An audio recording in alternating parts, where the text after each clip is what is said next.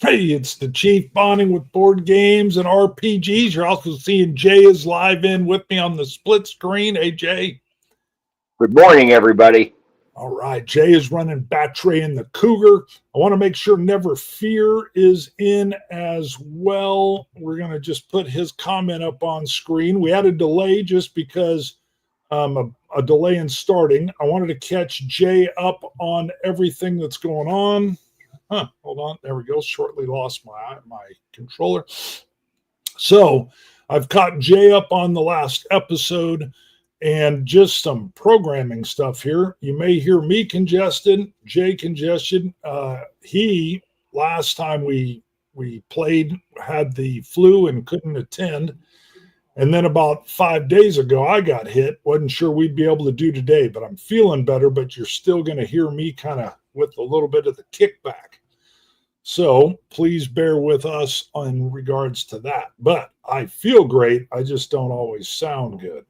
So let me make sure. There we go. And boom, Never Fear is in.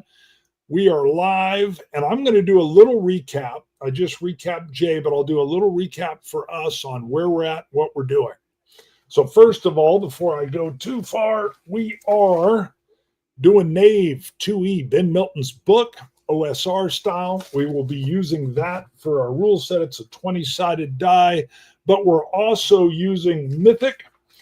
Mythic will answer a lot of yes, no questions and different action subjects if we get into, we will be using it to answer different questions as we move. Here we got here. And what we're doing now. We entered the Cavern. We were just there to get the Diamond of Zanuptra. We were successful when we grabbed it. See past episodes for exactly how that was done. It started to scream and screech. There's no stealthing with this thing. It's like running around with a big car alarm on you. The Cavern was shaking and trembling. Rocks were hitting Milo in the head, but we run into this door that has a very unique key. We use our key that we had from episode 1. It opens it up, and there's a 1-foot-tall golem in there, a granite golem, who hops on Milo's shoulder like an elf on the shelf and kind of looks cute. He's cute. You're seeing him in the thumb, but let me also share the screen so we can see him now. Let me go. I should have had that freshly pulled up, but there it is there. And let's see if we can move us over to this side. That is our little fella. Changed everything because Graveworm, the wild kid, was leading us up and out. But this little guy here kind of knocks him aside, does a little bit of damage, and says, no, we're not going out. We're going down. Through a whole episode of events, we learn that the cultists are there. 100, maybe more, are trying to open a portal to hell. And through this portal, they're trying to bring forth a succubus named Veslilith. Some kind of, a succubus, a vampirist type, being that this cultist apparently prays to and is trying to bring through. The golem is anti-cultist, anti-succubus, and is like, nope, we ain't going out, we're going in. We then begin our trip down. We do run into a group of cultists. The little guy here tears through him like a 1-foot-tall Wookiee.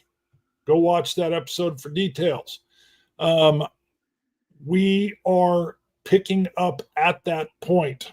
We are headed down. What I'm going to give us is similar like we had 6 rounds. I'm going to call them rounds to get out. We've got 6 rounds to get down. Some things could stop us, block us, slow us down. The 6 rounds means that if we get there before the completion of that 6th round, the succubus hasn't been fully brought forth by this cult thing that they're doing. And we might be able to shut down this portal. Otherwise, if we're past 6, we're going to be dealing with the succubus as well as the cultist. So we're going to be on a bit of a timer. Let me come back to Jay and I here. And picking up at that point, real quick, Never Fear. If you've got something you want to ask or clarify, put it in the comments. I'll throw it up. Let's see. We've got a comment from Jay coming in too. Good. Just saying good morning to everybody. Also, as is always standard, we've got several people observing right now, and that's great. But if you sometimes we need to name something, and an observer can just type in something, and I'm always, like, yeah, let's use that. So anybody observing, if they want to end up being a little bit more of a participant, that's great as well. That's how Never Fear was coming in, and Jay was an observer. So please, I'm not guaranteeing we'll use what somebody says in the comments, but I try to work them in.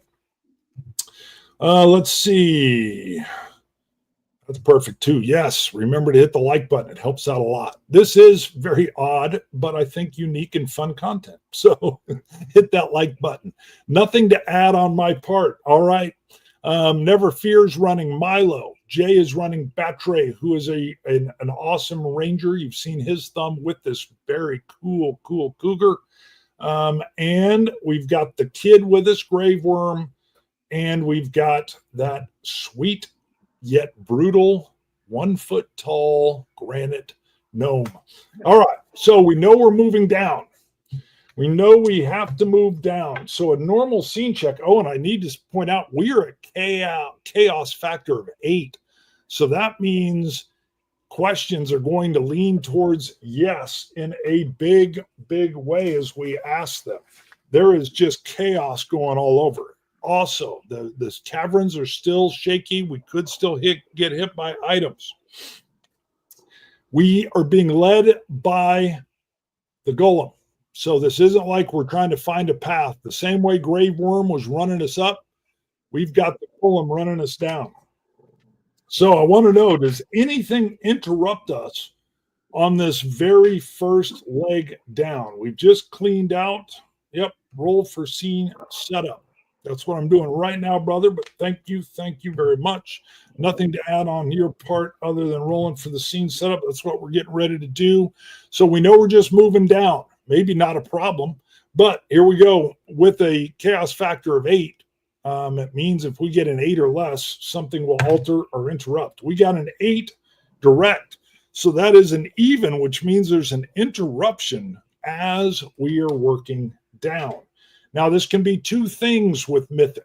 It can mean that we just intuit what it is, what is logical that we could run into. But if we don't have an idea of what that is, we can then go to action and subject. So anything from Never Fear's got something here. Did you raise the CF last time? Yes, as we were trying to work through the caverns, each round it was coming up.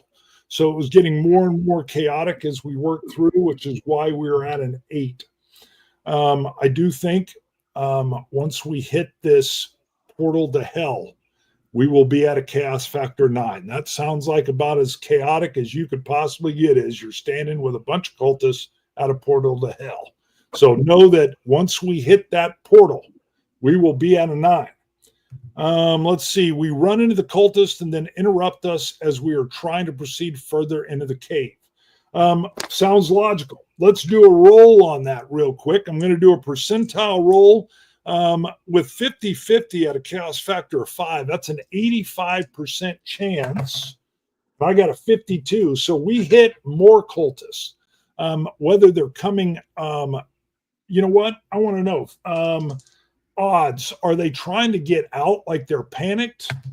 Even they are actually headed down. So you've got a process of these cultists are actually trying to move to the same location we are. And Never Fear's want to know how many. Never Fear, give me a percentile roll. That means this could be, I don't want to do it up into the hundreds. That would make sense. Give me a 10-sided die roll. Never Fear, because they're moving toward this thing. Obviously, the cultists know why they're there. We now know why they're there. But if you give me, Never Fear, a 10-sided die roll, that will give me the number. And it sounds like, we all are running in the same direction. Take a sip, and we've got a response. 7. Got it. All right, so we know we're dealing with 7 cultists.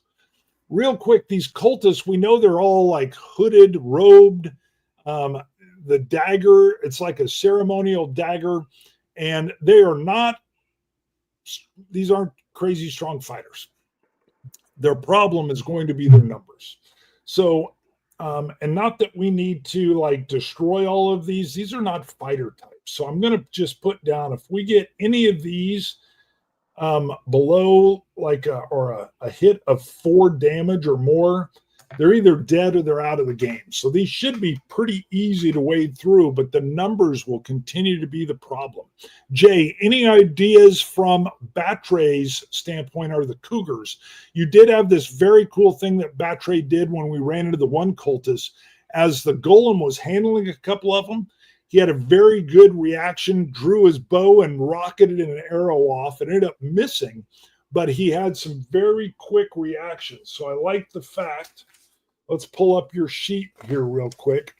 Batray has a strength of 3, constitution of 2, and a wisdom of 3. So the wisdom gives you a +3 on any ranged attacks. We've already seen that these guys aren't here for a good purpose. What are you wanting to do? Anything? I think I'm going to loose an arrow with the idea that I'm trying to clear a path through these guys because we need to get out too. Got it. And what we are doing is heading deeper in. So we are heading down towards the portal to hell. But I like that we are not waiting for them to clear out of these caverns. We're making our own hole. Sounds good to me. So do you have your own die or do you want me to roll it for you? You go ahead and roll because the only thing I've got handy is D6s. Got it. All right. I'm going to roll this 20-sided. So we know you've got a +3 on your wisdom. Also, these guys are not difficult to hit at all. We're talking a clump. So not only would it only be like an 11 to hit, they have no armor. I'm going to throw a bonus of 5 on this. So 5, 6, 7, 8. Oh, you've got a 19 clean.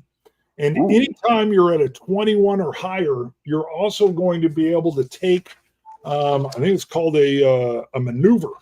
So not only do you hit one, but you're going to be able to add in, and you can even make up some of your own. But some of the ideas are disarming, pushing, stunning, blinding, breaking gear, tripping.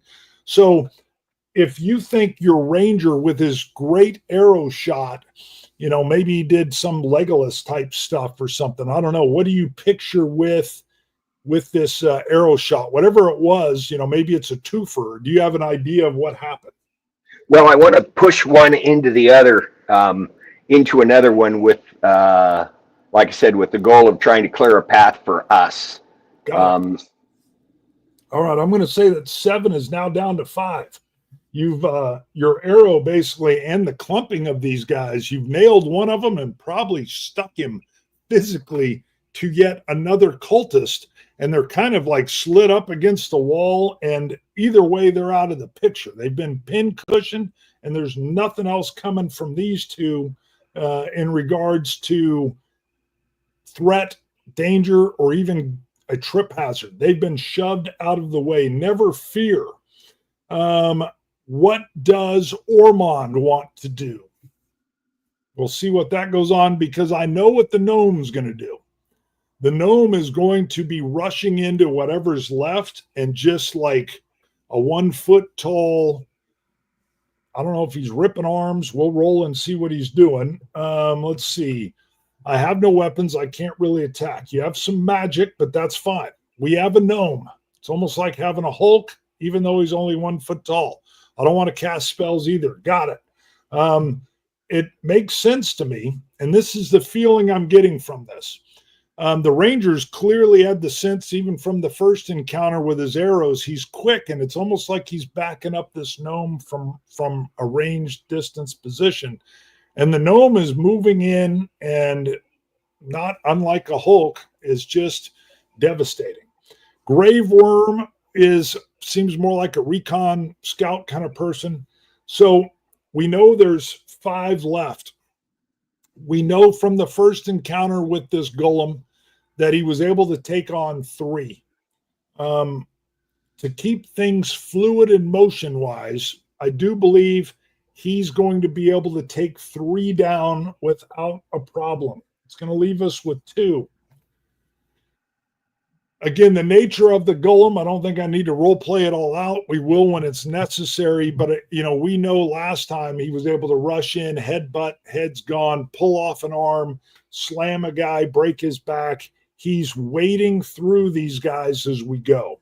I think it's probably a better thing to think of, is there anything that gives the golem a problem? Maybe that's the question to ask. So knowing that we're at a chaos factor of 8, I'm going to roll for this real quick. And we've got 69. So knowing I just went with like a 50-50 is 85. So something gives the golem a problem. I want to see what this is using the action subject. We've got 90. 90 is going to be, there's some kind of failure. Okay, so number 1, we have some kind of failure. And then what is the subject? 12. 12 is going to be a failure of opposition. Okay. You know what this is? I know what this is. Last time we talked about the guy that Ormond grabbed onto that was getting information from. He actually pulled his dagger and chinked it off of the golem, and it didn't do anything. But at the time, we were concerned that what if it had a magical property that would actually make it do damage to granite? Let's ask, is that the failure opposition? So 50-50, but that's 85%. Ooh, it's a 5. That's not only a yes, it's a hell yes. So this one of these two remaining cultists has a magical dagger that can actually do damage to stone, to granite. Interesting. Here we go. Let's get this in. We have Midge is on camera. Midge is cute. Got a little covering there. And what else do we have up here? Something I can do. I'm going to put this up here. Cute dog from Never Fear. Cultist uses a spell, snare type of spell. We've answered that. And Midge. Perfect. All right. So Never Fear, help me out in the comments. We know that this action is going to do some damage to the golem. Never Fear, why don't you roll, even though it's magical, it's still a dagger. I don't think it's going to do more than a max of 6 damage, even with the magic on it. But Never Fear, roll for that damage. And I'm kind of curious, a golem, how much, I've never statted up a golem. But let's see. We got a 4. Okay, so we know 4 damage comes in. All right. 4 damage to the golem. Now, just even looking, we're going to wing some of this. We got an AC of 2. We got health points that are running up to. I'm going to put the golem. He's got to be pretty stout. I think he's going to have 20 HP. Now, the weird thing with the golem is he doesn't have pockets. He doesn't carry anything. So what I do think is it's not like he has a bunch of stat blocks that he can, after his HP's gone, that he starts taking hits to. But what I want to do for the golem, instead of stat blocks, he's got like chunks of stone. A head would be a chunk of stone, an arm, another arm, a leg, and a torso. So we're going to give him, if he ever gets below that 20 HP, which could be quite possible with the fights that are coming, he will have his last 5, let's just almost call them like for us, it all is what we can carry in our boxes. He'll have like a final health of 5. And this would represent, as he takes damage, it would represent like the leg rock being shattered or something. So you could even see him starting to have some mobility issues if he actually starts taking damage. I like it. That sounds good to me. That sounds reasonable, Jay. Jay's thumbs up. Good. All right. So now we know how our golem, or I was calling him golem on a shelf, like elf on a shelf, because he's only 1 foot tall, but he's packed. He's taken 4 damage. So we know he is down to just 16 HP. I'm going to track him on my sheet here. So he is also at risk. Got it. All right. Never Fear.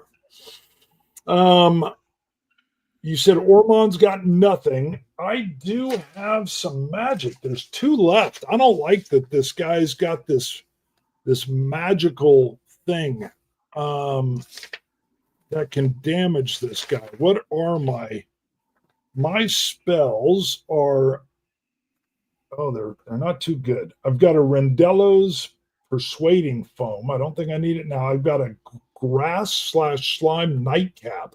Can't see that doing anything here. The Wondrous Ethereal Cipher. Maybe that might help me shut down this portal to hell. I'm going to hold on to that. Noetic Silencing Wave. It blanks thoughts. Oh, I'm saving that if we ever get to the cavern. If there's 100 of these cultists, that might be handy then. I've got nothing, but we know there's one more cultist. One more cultist. Does he also have one of these enchanted blades? 50-50, but that means 85%. 29. He does. So, yeah, I know. Does he hit? I'm not going to give him any kind of bonus, but does he hit this golem as well? 20. He's got a nat 20. Wow. The other cultist also comes in with a blade. Never fear. Give me another roll, 6-sided die. This is another magical blade. I'm telling you right now, Graveworm wants one of these knives. He wants one of them. Yes. I think Batray's interested as well, just looking at Jay. Each round keeps rolling for the cultist progress for opening the portal. No, what I've figured out is we have 6 rounds to get there. Something could delay us, like these 2 cultists. If we have to fight them another round, well, we've got to get down below. But if we hit 6 rounds and we haven't, if we go clean through, I think we'll have to start rolling after 6 rounds, probably on a yes, no, does this succubus come through? That will be the way to do it. So speed will be of the essence, and these 2 dudes are already slowing us down. But never fear. Yeah, give me a D6. It's still just a dagger, even though it's able to do damage to granite. I got a 5. Holy moly, this is devastating for this guy. That's 11. Now, I've got to say, this has got to be surprising to the golem. He's not taking damage, and he's taking quite a bit. The good thing is, I think it's our round. He's taken his damage, and we've already known that the golem has no problem dispatching these foes. They're not armored. And I would imagine right now he's going to grab both of them and just with his little hands, he slams them together with a force, takes them out. I'm not saying it necessarily killed them, but it was enough that they are definitely broken, concussed, and they fall to the ground. There is 2 clattering of daggers. Does Graveworm want one? 72. Yep. Graveworm picks up one of the daggers. Does Batray want one?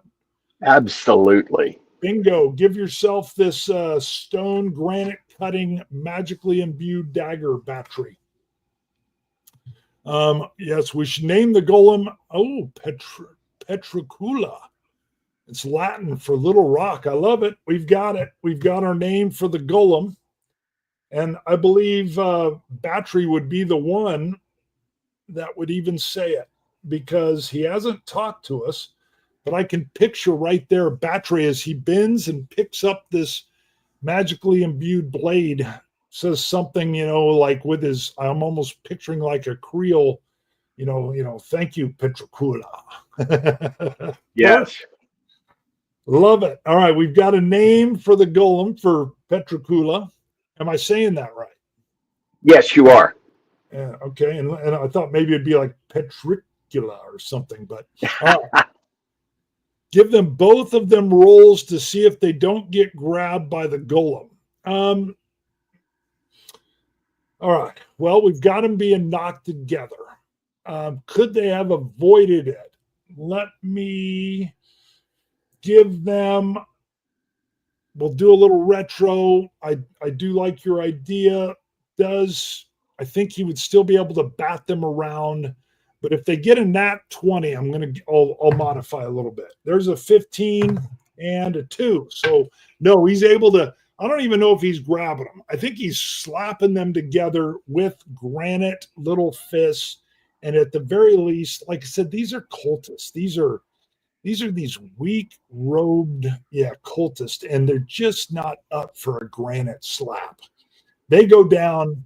We've picked up the blades. Too convenient that they just got taken out. I don't know. I think these guys are almost not even paper tigers. They're more like paper. These guys are there. I believe it would be like fighting an elderly man in a robe with a mask. They're not, their danger is numbers and the magic that they'll bring forth through this hellgate. Their problem will be numbers. And apparently these magical blades, this has actually spelled some possible doom. He's down to 11 HP. Ow. All right. We've delayed taking us, so we've had one round. I'm going to check mark these. We're now into the second round and we're not moving. So once I hit 6, we're going to start rolling to see if the succubus came through. So a couple questions. The golem clearly knows where we're going. Could Graveworm know a faster way down? I'm thinking, there's a rock slide cavern. There's something that could speed us up. But I'm not saying that has to be the case. It's just an option. Jay, and we can keep running down, but this right here, I think we ran into a bunch of cultists that are also running down. I mean, there's a power that's drawing these cultists towards this hellgate.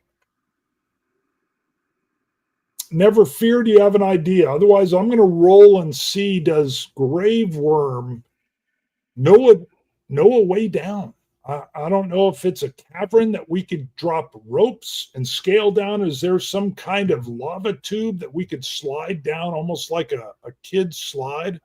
Golem has its mind set up on its path. Doubt it wants to go any other route. I would agree, but getting cut and taking 9 damage, that's a little surprising. A dagger he's been cut just twice. He knows now that they were apparently magically prepared for him. That's got to be eye-opening even for him. It might think we're avoiding going inside. Maybe. I want to roll on it. I think Graveworm notices the damage. I don't know what granite would do. Maybe there's like a lava dripping rock of melted granite that's dripping off the golem. He's taken this damage. What would be almost blood for us is like a lavaed rock that is pouring forth from these wounds that won't quite heal for him. He's looking at him perplexed. This has never happened to him before. I'm not saying he's experiencing pain. He's experienced perplexedness. He knows it's done damage to him. And he's surprised. Golem is unthinking. I don't know. This guy seems to have some thinking. Only has singular purpose, right, to get down. Don't think it is planning or thinking the way of human does. I would agree, but I think Graveworm, who's more than just a kid, I think he's going to say, I know another way. We know this kid knows this area. And I would imagine Graveworm, whatever he is, knows of an old lava tube that is at an angle, almost like a child's slide, kid-like, and that it will take us to the depths. But we've got to roll on it. I don't want to be the one to roll on it, so never fear. We know we're at a cast factor of 8. I'll give it a 50-50, but 85 or less, Graveworm knows of another way that's faster. That doesn't necessarily mean he can convince the golem. But I think he will. I'll play the kid on this one. Graveworm will. Ooh, we got a 68. Got it. All right. So, yeah, Graveworm is like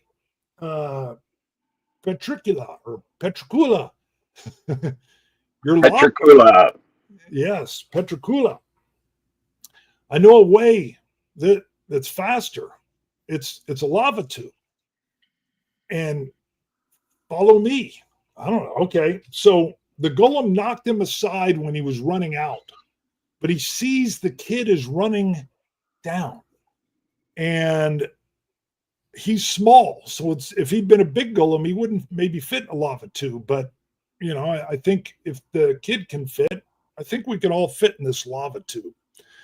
But I guess the last question is, there is one. Is the golem willing to follow? Is there anything that would help the golem with this? I actually think it's likely that he says this, the kid says this will take us, this is a ride. This is almost a fall to the portal. I believe it's very likely. And that means with a chaos factor of 8, it's a 95. I'm going to roll. If it's 95 or less, the golem, 35. Yeah, the golem's like, yeah, he wants to get down to the portal.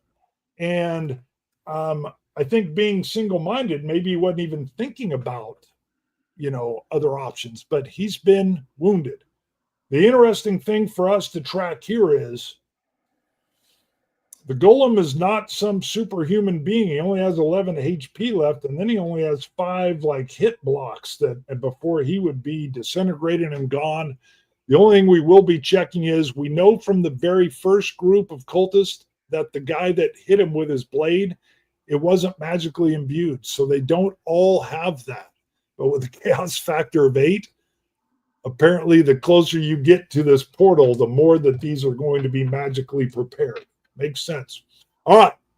Never fear. Any questions? Because the kid now is leading us. I think we've got to go one more round to get to the lava tube. It's not like it's adjacent. So never fear. Be thinking about that. I want to know, is there anything that alters or interrupts our progress to this lava tube?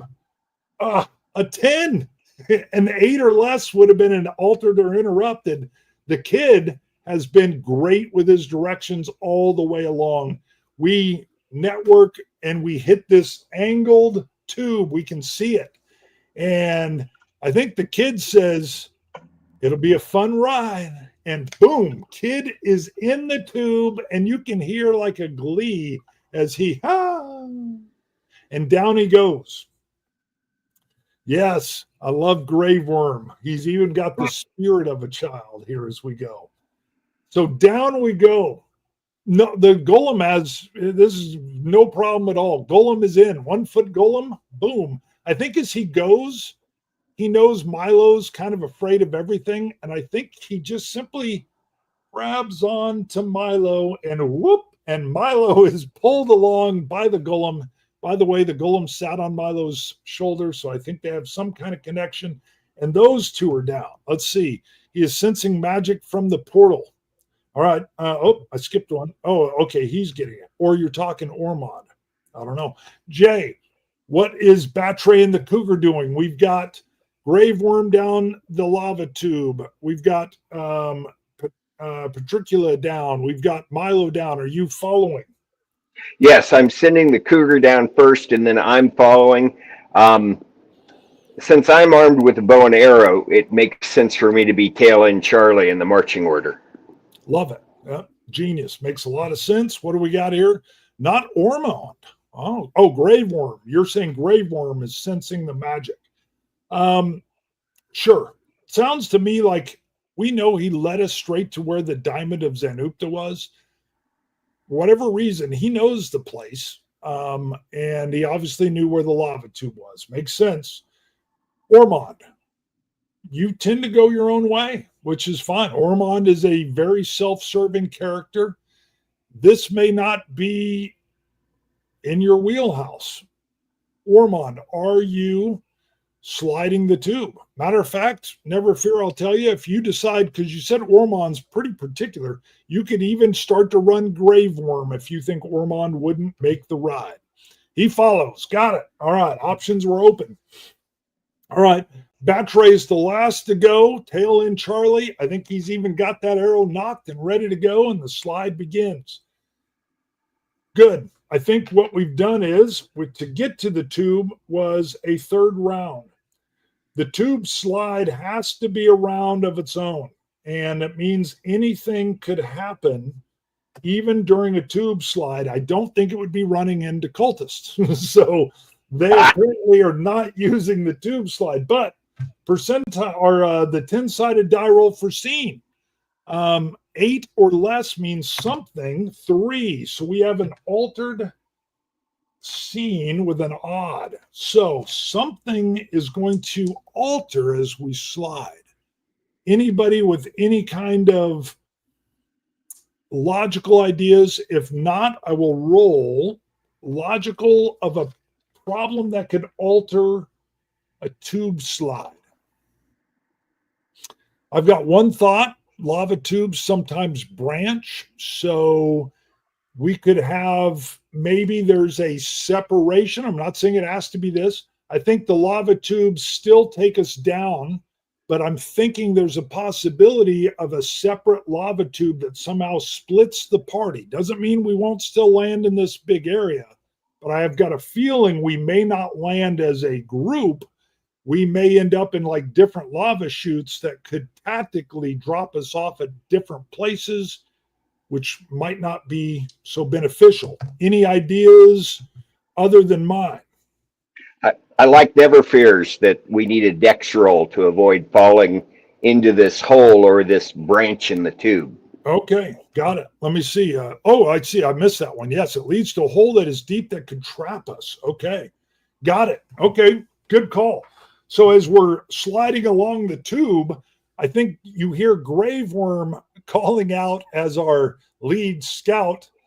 You know, I think he says something like, slide left. And you just hear this as he's able to like set a hand down, which is able to slide him around this deep hole that looks like it could actually be some kind of trapped problem. We're going to do dex rolls. Let me get Magnus von Magnuson. How are you doing, sir?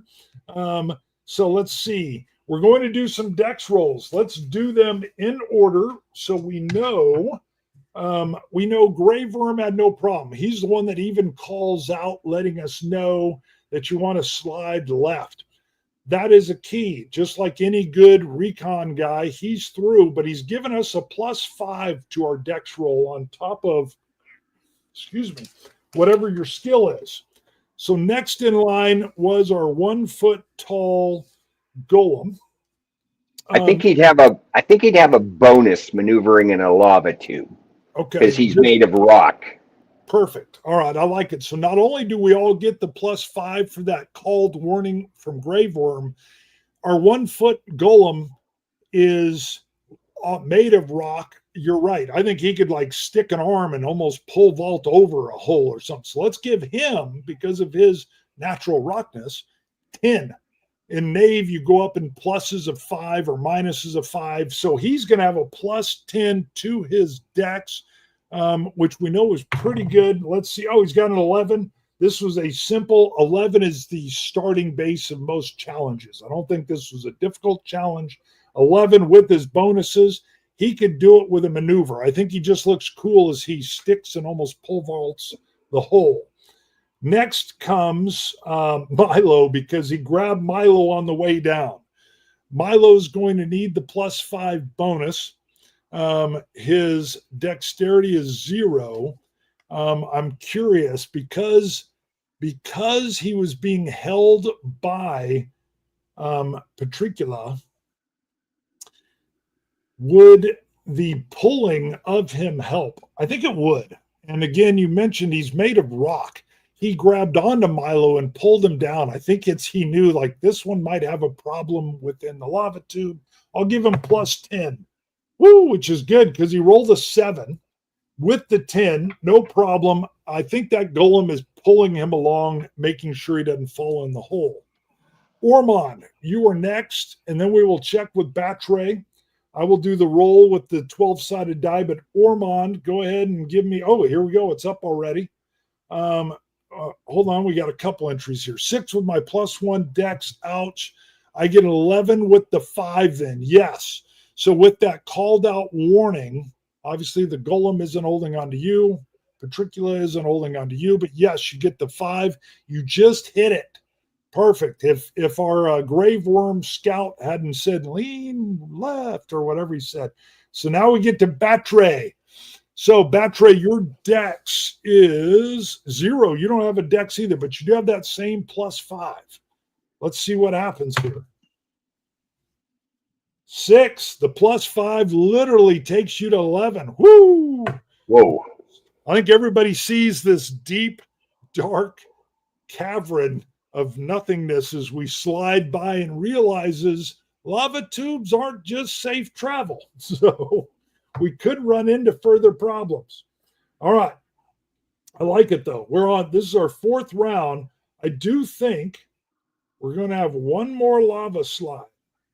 So we have one more, and then we will be out, barring a problem here, before that 6th round when the succubus is coming out. But the odds of something altering or interrupting are large.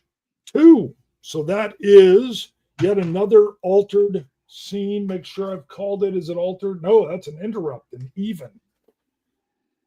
Something that interrupts us. Well, my first idea would still be an interruption. An interruption is as we get close, there's 2 different tubes that drop into this main cavern, but they would separate the party. I'm not married to it. Jay, if you've got a better idea, or never fear, if you've got one, or anybody in the comments, we can use that. But I do believe we're coming in on this large open cavern area. So it would make sense if the tubes somehow split us. Natural gas that is flammable. Ooh, that's nasty. Yeah, that would be possible. But the only thing I would say is, so you're saying there's like a flame spurt that can come through. Let me see. I think we have a torch on us. Jeez. Okay. Let me see here. We won't be able to see the cave without that. Well, yeah, we wouldn't be able to see the lava tube without the torch. I know we have a torch going. So let's do this. We'll go high roll. I'm just going to do a 20-sided die roll. We'll start with Never Fears. Is it some kind of natural gas flaming that we can do that maybe one of us sets off some kind of gaseous thing as we slide by? But high roll for this is 18. Seems like that's probably going to be it. Or is it a simple branching that's going to split the party as we drop into this large cavern? 17. So close. But it is the flame. Okay. So obviously there's something venting from different parts of the tube. We do have a light flame source as we come down. And I think maybe we know Grave Worm, I don't think needs the torch to view by. We know that Patricula doesn't need it. So Ormond, it would be you or Batre with this possible flame torched problem. Let me see what we got here. 8 on the D20. I think it's unlikely that Batre has it because he's got the bow. Good point. So it is Ormond. I like it. Oh, I didn't need to roll the D20. No, well, I messed that up and I was just keeping her flowing there. Never fear, I'm going to give you the call on this. I rolled for both, but if you wanted to use the 8 for your flame idea, then it would mean I rolled the 17 for the branching path. And Ormond, that has it then. Okay, so you have the torch, but because whatever happens from this spit of natural gas is going to happen to Ormond. Okay, never mind your roll of 8. All right, got it. Let's keep her going. Good. I just didn't want to fear you here due to my confusion. All right. So yeah, you've got the torch, and as you're rolling by, it's possible Batre could take a little bit of splash damage as well with his arrow as he's coming down. But Never fear. Why don't you describe what did you roll? You'd rolled an 18. I was just going for the highest roll would be what the probability was of what happened. So never fear. There is going to be, you have the torch. There is going to be a flame burst from just some of that lava gas that's coming up through. Could do some flame damage to you, maybe a little bit of splash damage to Batray. No, that's not what I meant. What did I roll in this situation? What do you roll? Okay. That's what I'm sorting out. So you explained to me, I don't think there's a dexterity issue to dodging this flame burst. You're carrying the flame source. I think it's a poof of a flame damage, if you want my opinion. The way it's kind of set up, I don't think you would know it's coming. I don't think you would be able to dodge it. And I think it's really like roll a d6 and tell me how much flame damage you're going to take. You are wearing a cloak. So if we're talking like flash damage, maybe it does just a little bit of damage to you, but it's not like you're getting hit with a fireball or something. If I fail it, then I take damage. All right, well, let me look. What in the world could you do? All right, let me do this. So if I could chip in, we're sliding so fast. I don't know if Never Fear could extinguish the torch if he smelt it, but he might be able to throw the torch. Love it. So let's go. Or what if it's even a intelligence? Maybe he picks up the smell, which would give him a chance to go, oh, holy hell. And he's able to like ditch that torch right before the eruption. Does that make sense? I like it. Cool. So Ormond, let me look at your sheet. You've got a 2 intelligence. All right, this is perfect. So this tells me you're picking up on suddenly that smell of sulfur or natural gas. I know normally we add the sulfur smell. So you pick up on something. What do we got? Wow, that's a great roll. Woo! We got a natural 20 with a 2. Holy moly. Well, this sounds great. You know what I think happens here? This has got to be helpful. I think you see like a vent hole and you're like, oh man. And I would imagine you chuck your torch down the hole. And of course it lights that hole up. It's not going to do any damage to you. I'm trying to think of maybe does it light a flame that lights that torch hole up all the way like north and south, which means you could even cause some flame to come down into the cavern where these folks are gathering, because it was just a gas tube. It's now a flame tube. Never fear. Why don't you tell me? That's a great intelligence roll. You've just turned basically a natural gas pipeline into a flaming torch north and south. So it's going to vent towards the top of the exit of this mountain, but it's going to start the fire all the way down into the cavern as well. Not saying it's an explosion or anything, but he says that would be, let me get it up. That would be helpful. Yeah, I think with a nat 20, your intelligence of picking it up, you've ditched the torch and it's lit it up just like a pipeline of natural gas that's caught fire. Never fear, remind me, because we're about ready to drop into this cavern, that, well, I think let's do that. We're dropping into the cavern now. Because of this flaming poof, I mean, even if it's simply at the hole area, that's going to draw cultists' attention towards that flaming natural gas poof. Does it clear out any of the cultists that are already there? Great question. Let's roll for it. So 50-50, but we know that's 85% right now. Oh, a 20. And I want to see what is the hell yeah. My eyes are getting on. 16. It's still a yes. So we know it's going to clear out a few cultists. So we're going to have to check that. I like it. And what this means is 1, 2, 3, 4, 5. We are landing inside, and I'm going to pull it up. Let me pull up what this room looks like right now. We're going to go share this screen. I should have it right. Did I not? Hold on. I know I loaded it. There it is. Now we need to go get it. This is what we drop into. Boom.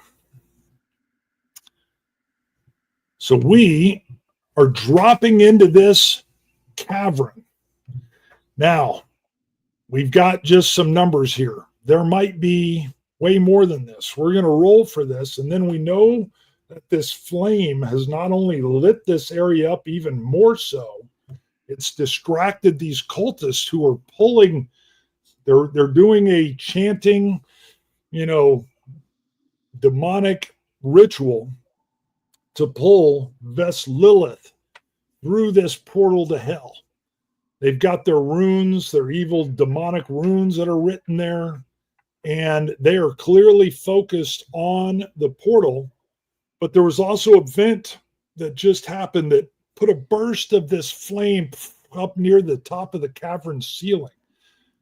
Did one thing for us for sure. They didn't notice our arrival. I'm even thinking this perspective we're in, we're maybe up a little bit on a ledge. This visual point that we are at now is the point of our character. So we're slightly above and behind the group. Now, the numbers seen here, it's just a representation. Never fear. I want a percentage die roll, but I know we're going to add at least 20 to this number. So you could roll 100 and we'd have 120 cultists in this room, but there's at least 20. And then roll me a percentile die roll, and we're going to add that to the number. Whoa, 61. Now, is that 61 plus 20, or is that 61 with the 20? I'm going to assume we're probably at 81, but you let me know. Is that with the 20? It doesn't look like it. Oh, it is without. Okay, so we're at 81. Not good. That's a crowd. But that flame, I think one way or the other, it may be, it cleared off a certain amount. Fireworks great to clear out a crowd. Either terrified or maybe even some robes caught fire. It's caused quite the distraction, and it's cleared out a certain number of them. Remember, if your robe catches fire, you're probably running unless these guys know this stop, drop, and roll drill. I love it. I think that flame came down, and it's caught a certain amount of them on fire. Never fear. Or, you know what? No, Jay, you said you have a 12-sided die or a 10 with you. I've got D6s. D6s. Do me a favor. Roll. How many D6s do you have? Oh, let's see. 1, 2, 3, 4, 5, 6, 7, 8. Roll all 8 of them. Let's see how many of these guys got robes that weren't fireproof. Let's see. Oh, my goodness. What'd you get? I actually rolled 5 6s, Woo! 2 1s, and a 3. So let's see. 5 6s is 35.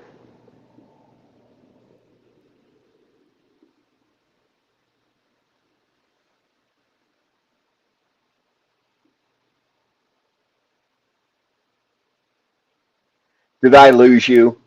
Nope, I still got you. Sorry, use your total 35. 35. Got it. Sorry. No, you're fine. I wasn't sure if you were counting up some more. So total is 35 out of the 81. Beautiful. All right, now while I'm doing this, somebody subtract 35 from 81. I can't do simple math and run the show at the same time. It's one of my foibles. 45.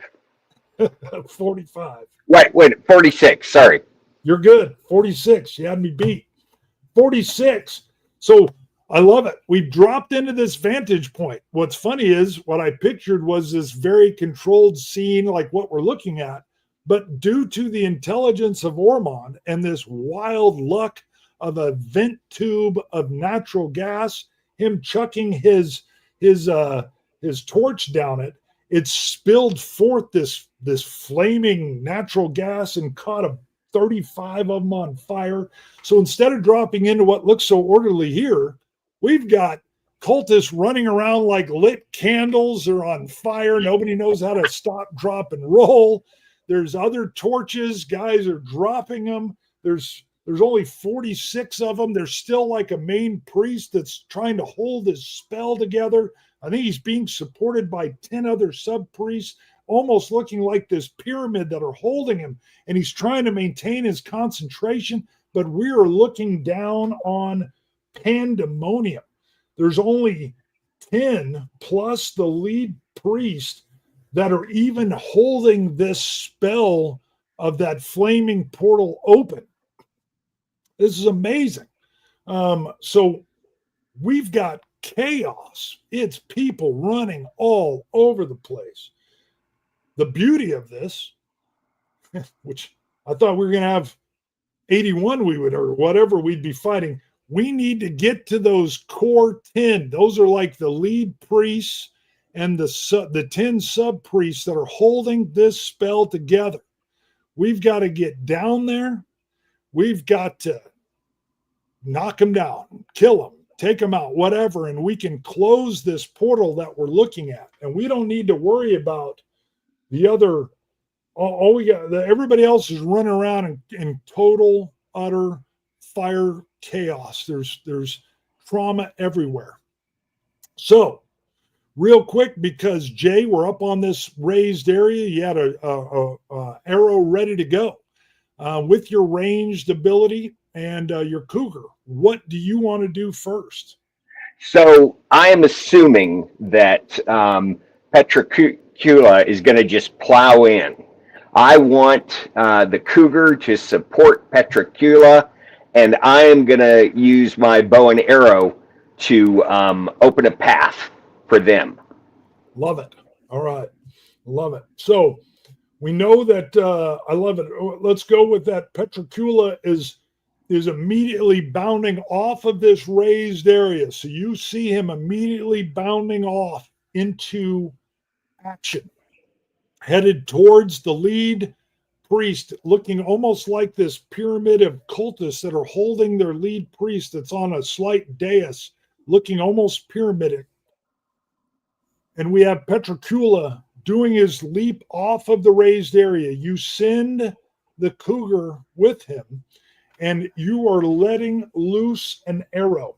So this arrow is headed at maybe a cultist that's kind of, in the general vicinity of Petricula. You're just trying to clear a pathway. Got it. Give me a roll, and you're in such a great elevated spot here. This is like you couldn't have dreamed of a better spot to be in. You're going to pick up a +5 for this elevated, beautiful spot. You've got a +3 with your wisdom. I'm going to roll this for you. 20-sided die, 5, 6, 7, 8 bonus to this. You've got a 9 with your bonus. Again, it's only to hit, is all you were needing was an 11.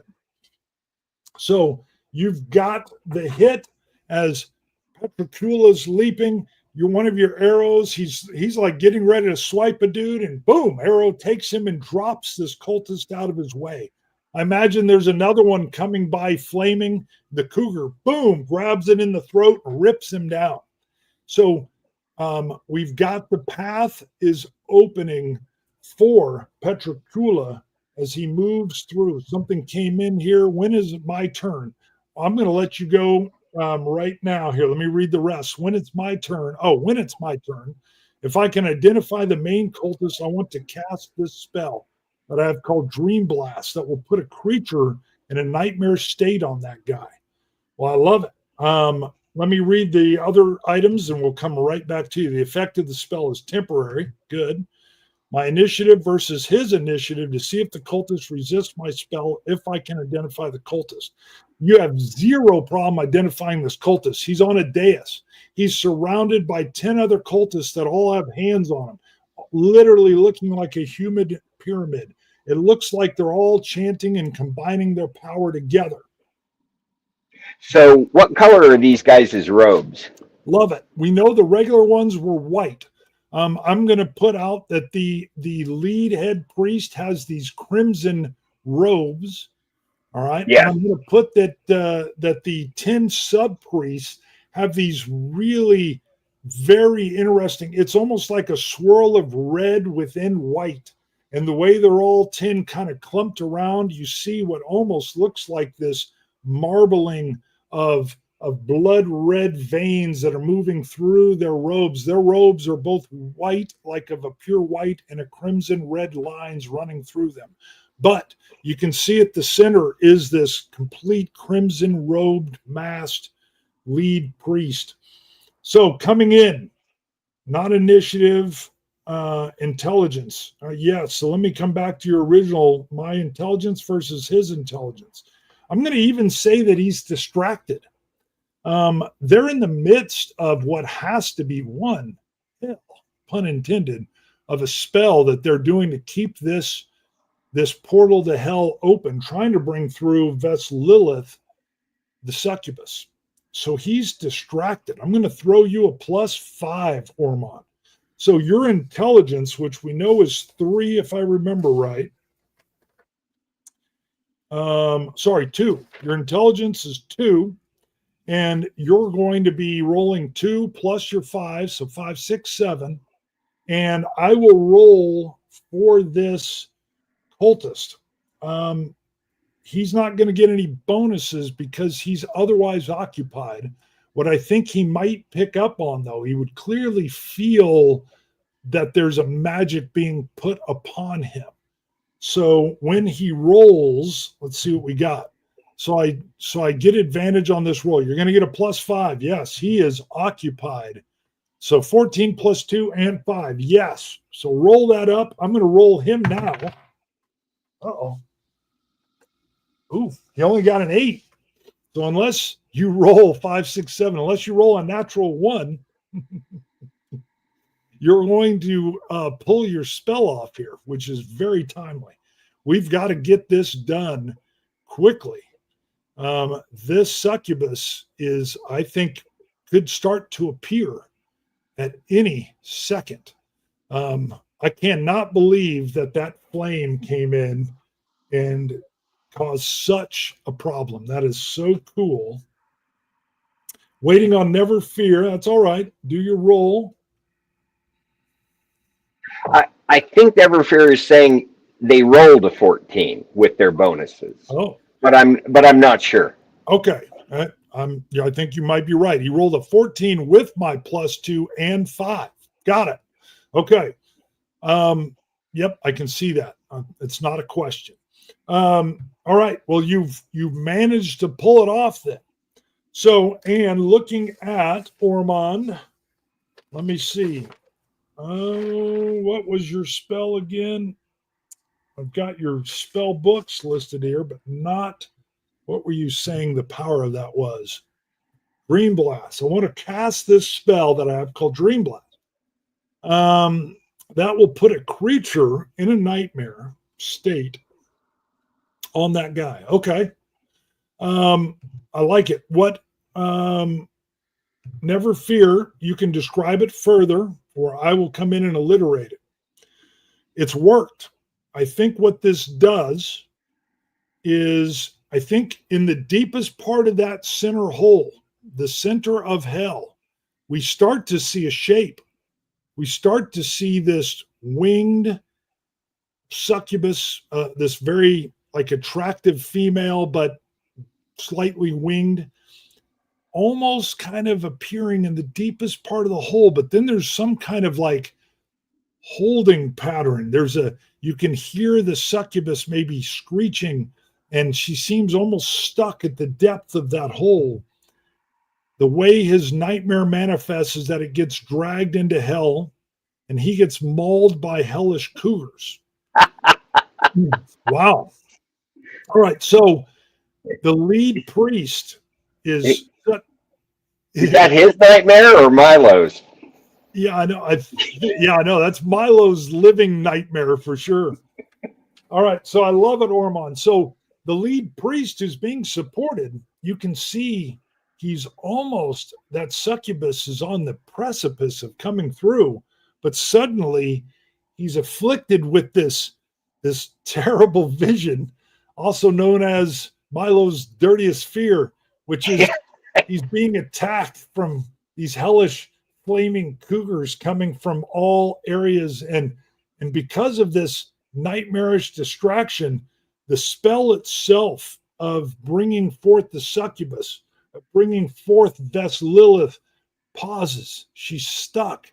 She's pinned. She's held at the depth of the hole. She can be seen by the other 10 subalternate cultists that are in these white and striped red robes, but she's held. The spell is being disrupted by Ormond's spell. Love it. It gives us more time. Should I roll for how many rounds? Absolutely. Give me a D6 die roll. I've got to pour more of the fixing elixir of the whiskey to get my voice working here again. So roll and tell me, or okay, there we go. Good. I was even going to say you can keep me in the dark. Okay, 3 rounds. This is good. Restarting our timer. We have 3 rounds. Obviously, the spell had not been completed to bring the succubus all the way forward, but we're saying that was probably 1 round away. But we've been given, it's held 3 rounds. Can we get in and disrupt or destroy what's going on? Or we know that lead cultist will break free of this spell. All right, so turn order. We know Ormond is gone. We know Batre and the Cougar have acted. We know that Petricula is moving. And there's just no doubt in my mind, and I think he may be the trick here.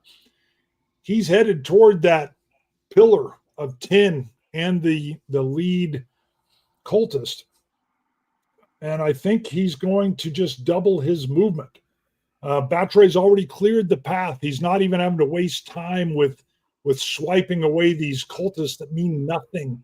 He must get to this cultist human demonic pyramid and just start waylaying them. It's going to take him at least 1 round of his. I mean, that's not just on a round you can move and do an action. He's going to have to do 2 actions to get there. So his whole movement is his first one in this round. He's simply moving towards the group. Obviously, Batre's called it already. I think our role has to be to clear the path of problems so that he can get to this pyramid and do his thing. Batre led the way. So Milo is going to do a similar thing. The problem is Milo has no crossbow because he shot himself in the foot. I do want to use my noetic silencing wave. It's my other magic at this point in time. It's supposed to blank the thoughts. And I'm thinking that if I can maybe spread this towards that pyramidic group, might I be able to disrupt the group of 10 that are assisting their lead cultist? I think I'm dealing with some powerful magic. I even think there could be something that could affect me on this, but my intelligence is 3. I'm going to go with I've got to get an 11 to pull this off. So I'm going to roll my 10-sided die. An 11 clean with a +3. I pulled it off. I think the question is, would it affect all 11? I find that unlikely. I think the best this could do is I'll roll a 10-sided die. That's going to tell me how many of the 10 it's affected. And let me see. Ooh, 9. So 9 of this group. Man, I didn't think it would get to a 9. 9 of that supporting 10 are suddenly kind of struck dumb. But just like Ormond, how long would this last? This could give us some more time. One round. I got a 1. Yeah, so it was extremely effective, but it's only gonna hold us for a round. What I want to do is basically give us an extra round.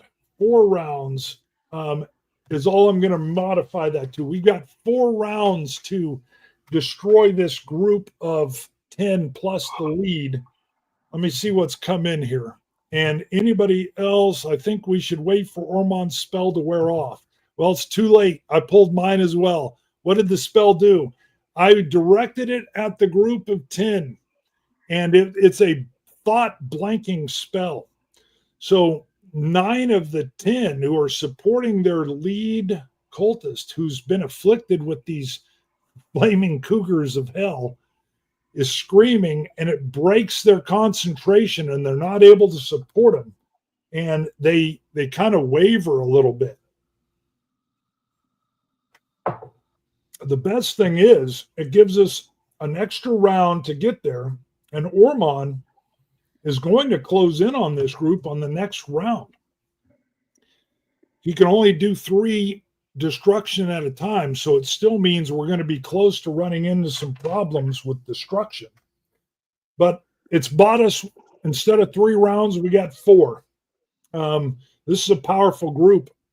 I guess the last question, Jay and Never Fear, is Graveworm. He's been a great scout. Ormond can't do anything up close. That's totally fine. I think what you did with that torch move, Ormond, was saving grace. I expected the succubus to come through. I didn't know it would happen, but I was heavily leaned towards that we would be somehow fighting the succubus. I'm not sure that's the case now, but Jay, any ideas on Graveworm? Anybody watching? We're going to let this run a little longer than normal. I don't want to stop this. I think we're in the midst of this. I want to complete it. Any ideas from anybody, even the observers? So if there's anybody coming towards us, since we're being ranged assistance, I think Graveworm is going to try and keep the 3 of us safe. That's what I think. Got it. He's going to pull a defensive mode and pull a protection. I like it. Let me see what Never Fear's got. Leston's horrible repelling tree summons twisted, decayed trees that can serve as a barrier or a trap. Left trapped for long enough, the captive develops a bad condition. All right, we're pulling out the spells that we have. That'll come in a second, Ormond, or Never Fear, because we're still closing up our first round in the Cavern.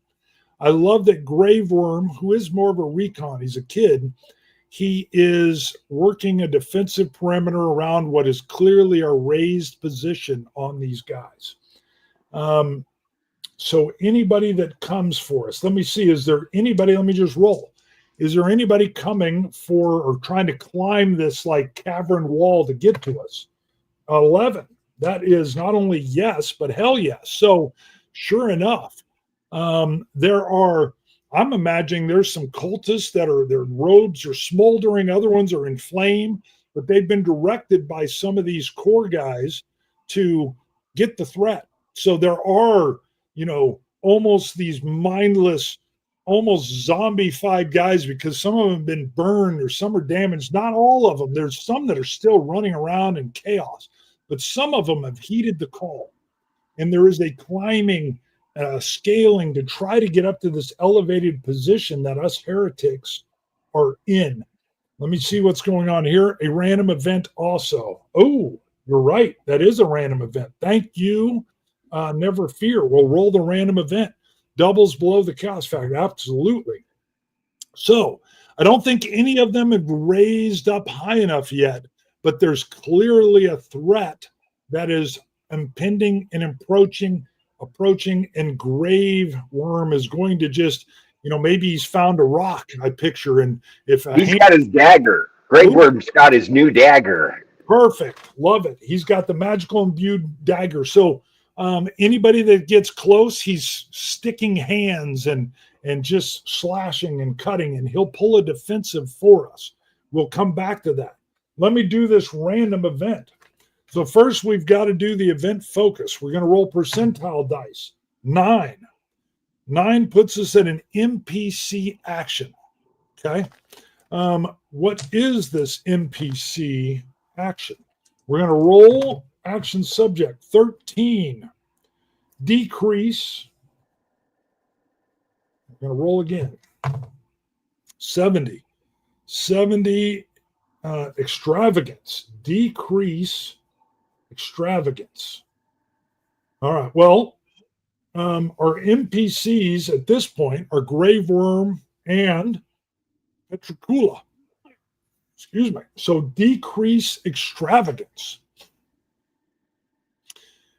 Decrease extravagance. Teresa's in. She was in before. The succubus comes. If the succubus comes through, she might pose a different kind of threat. She might have her own agenda and care not for silly cultists. This is true. It's quite possible. God forbid, we are in such a weakened state. I hope she doesn't come through. But you've got a good point, Teresa. Never fear, she will suck the life essence of the cultists, including our group. I think you're right. I think that they would be. That's why they have such a large number. They will turn their souls over to her, and she will begin whatever her plans are. We're in this room. We must be part of the gift. I like it. So if we're dealing with decrease extravagance, I've got it. These runes that we're looking at, they must be part of the power. I would imagine, since this is an NPC action, which NPC did we get? I know. That means I could roll on the NPCs is what he's asking for. It's a good question. I've got a list of NPCs that aren't even in the room. That's why I've shrunk it down to just Grave Worm and Petricula. I do believe that I'm going to give this to Petricula. And what he realizes is these runes are actually part of the problem. Him being of Granite himself, I think as he's moving and running towards them, he is could add the cultist too. All right, that's a fair point. I was going to have him start to destroy some of these runes as he's moving, but let's do odd is cultist, even is Petricula. Even. Excellent. We got lucky because it could have worked in a weird way. As Petricula is moving, he is using his granite-like legs as he's moving, and he's scraping them across these runes as he goes. And it's causing yet one more slight bit of disruption. I'm going to give the random event with him doing this thing to the decrease extravagance to allow us now 5 rounds. 5 rounds instead of 4. I think this is all important because anything we've got to get him to those guys to start destroying that group. Shrinks the portal. We could do a shrink the portal, but I think it would all come back to the number of rounds we have to completely disrupt what they're doing. So yeah, I could see the portal just shrinking down just a touch, and you see some fear with that power of 10 with that lead cultist, and things are not going their way at all. Here is the question. Since we are at an hour and 20, I'll give it up to Never Fear and Jay. Maybe we do stop right here and we hold for our next episode where we will move into, this is one round within the cavern. It does seem like a good breaking point because I think it might take us a whole episode to destroy this. What do you think, Jay? What's more classic than a cliffhanger? Love it. That's it. The cliffhanger, baby. We are calling it. That portal is shrunk down a bit. In the back of it, in that deep eye that you can see, the succubus, Lilith, is screaming to be brought forth. There's cultists running around this room that are torched, their human flame torched due to Ormon's extremely intelligent move. We've got Batre loosing arrows and clearing the way for Petricula as he's moving in these looping 1-foot golem runs towards this human Pyrrhic group of cultists who are trying to bring forth this evil succubus. Meanwhile, he's disrupting these runes as he goes. We are casting spells, Milo and Ormond, to do whatever we can to assist. Clearly, the power will be with the golem at the last moments to try to sweep these guys from the dais. There is flamed and burned cultists who aren't even probably living anymore, but they're climbing toward us from this elevated position that everybody can see. Grave Worm is using this little dagger that he's picked up to stab and blink at these guys. Insane. Boom. I love it. When we return, we will see, we will have 4 rounds. I think it's going to be one more looping gate for our golem to get to the point. Well, thank you very much, Teresa. Thank you. Thank you very much for the super sticker. We've got Fine by Me with the finish of the episode here. Yeah, that's just perfect. An hour and 20 minutes in, and you're right. I don't want to rush this. This is beautiful. Love where we're at. Never Fear, thank you for being in. All the viewers that have come in, and Teresa, thank you for your comments and your super sticker. Jay, pleasure to have you on board. Love it. And I can just see Batre just whipping those arrows in and trying to clear the path. All right. Anybody else? Thank you very much. Are we back in 2 weeks? We will be back in 2 weeks. We'll take a 2-week break. And I'll see everybody on a Saturday in 2 weeks. I'll pre-announce it. I think this little scene we're looking at will probably be the thumbnail. So if somebody sees that as the thumbnail, that will be our 2-week show. And again, thank you. Anything from Never Fear. He's good with coming back. Great having Jay on screen. All right. I'm going to close down the episode. So thank you. Pleasure to have everybody here. And we're going to wind her down. Oh, here we go. Great session. That was. Again. I concur. Great session, guys. Fun times. Everybody did great. Thank you. I'm going to wind her down now. See